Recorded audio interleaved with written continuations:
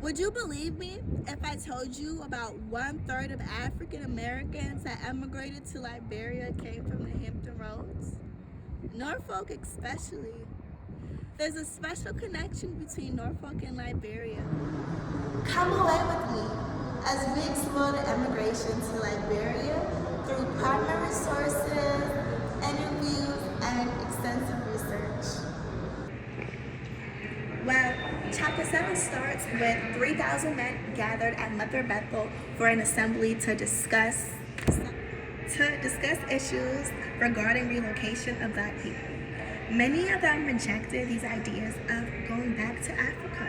Now, if you're like me, you might be curious as to why African Americans would oppose this idea and want to stay in a country that is prejudiced. Through my research, I have learned that most African Americans wanted to stay due to standing in unity with family members who were still enslaved, in hopes of the end of slavery and equality for all. I mentioned a quote, "Go where you're celebrated and not where you're tolerated," to ask this question. Would you stay in a country that profits off the inhumane treatment of your race? Or would you leave in hopes of being equal to the natives and establishing your own community? Believe it or not, even though a lot of Black people oppose to this idea of emigrating to Africa, many other African Americans were able to take this opportunity due to the American Colonization Society, whose idea was to resettle Blacks, came from Paul Coffey, a successful merchant and sea captain who emigrated to Sierra Leone. The American Colonization Society was founded in 1816 on December 21st by Robert Finley, an ordained pastor and educator.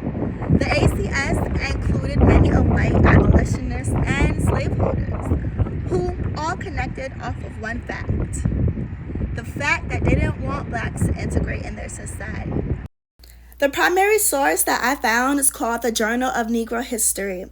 This journal attests to the fact that the ACS sole purpose was to deport African Americans, and they were under the presumption of a humanitarian organization that was established for the greater goods of African Americans and Africans as well. I generally feel like the ACS was actually based off of self-interest of white people to protect their peace of mind because they felt threatened, and they still do, to live in a society with a race of people that they dehumanized for years. Even though the ACS didn't have the purest intentions, they were able to receive government funding to be able to purchase Cape Mesurado, which is known as current-day Liberia. In addition to that, the ACS were able to free enslaved people under a conditional emancipation. ACS was able to also pay for the passage and assisted in the settlement and the arrival of the free enslaved people. The ACS was able to organize this voyage by having interested applicants giving their name, age, and circumstances. My primary source document shows that these applications were given to William Coppinger in New York, and he was the treasurer and secretary of the organization. The applications also required a form of recommendation, and it took 1 to 2 years in order for them to hear back after sending in their application. In December 1820, the first group of immigrants, with a total of 86 people, boarded the Elizabeth, which is also known as the Mayflower of Liberia. Come with me as I speak with Dr. Richmond, who is a professor here at Norfolk State University. Dr. Richmond has expertise in African American history and slavery and abolition. Dr. Richmond is working on a very special digital project regarding Virginia and migration to Liberia. Life in Liberia in the early 19th century was very, very dangerous.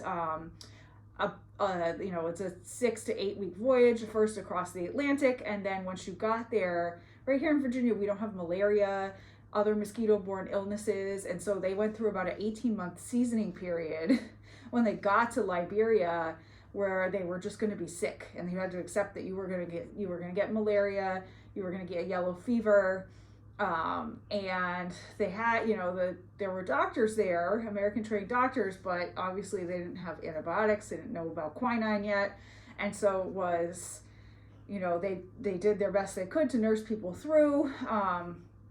And then if you survived that sick season, the first year and a half you were there, then you got land.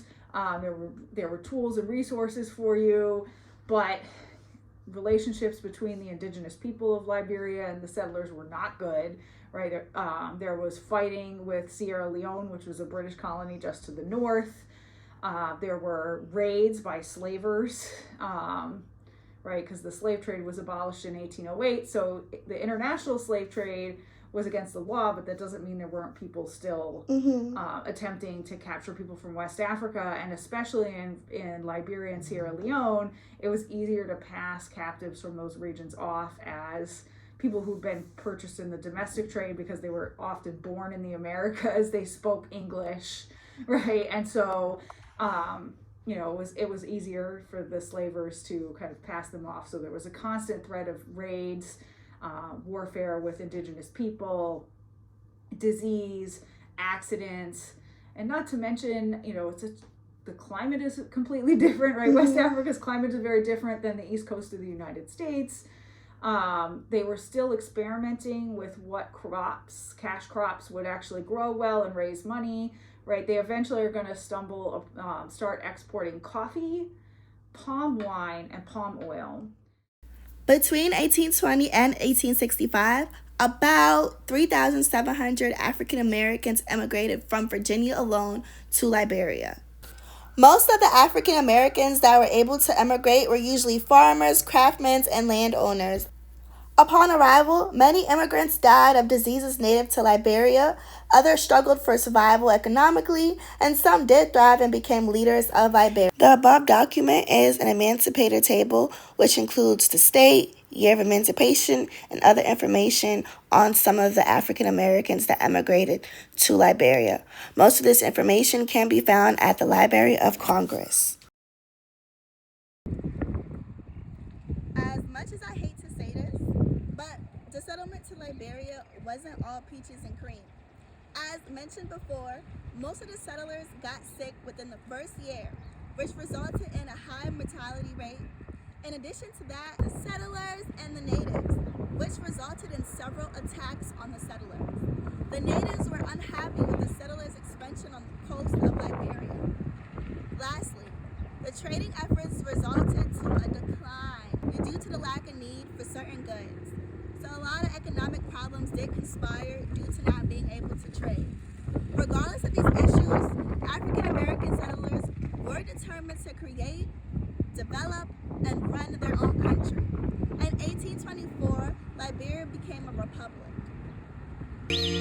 Liberia,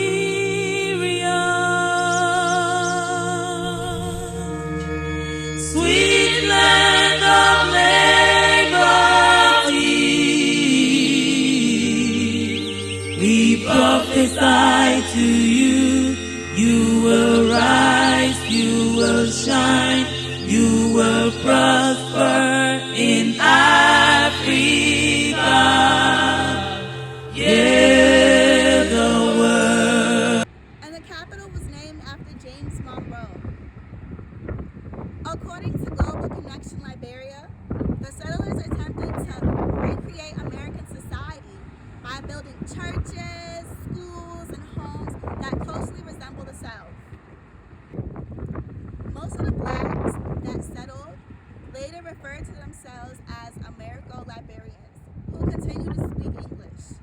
Many Americo-Liberians had complex relationships with the indigenous people of Liberia, in some cases marrying them, and ironically in other cases discriminating against them. In attempts to civilize them and impose Western values in their traditional societies. Many Afro-Liberians later returned to America to reunite with family, which caused problems for blacks who were under conditional emancipation. Oh, Liberia is not the place for me. Come all ye colonizationists, my muse is off today. Come listen while she's singing, her soft and gentle lay. Before she's done, you'll understand. Whoever you may be, that old Liberia is not the place for me. Although I'm trodden underfoot, here in America, and the right to life and liberty, from me you take away. And to my brethren in the South, from chains are all set free. The old Liberia is not the place for me.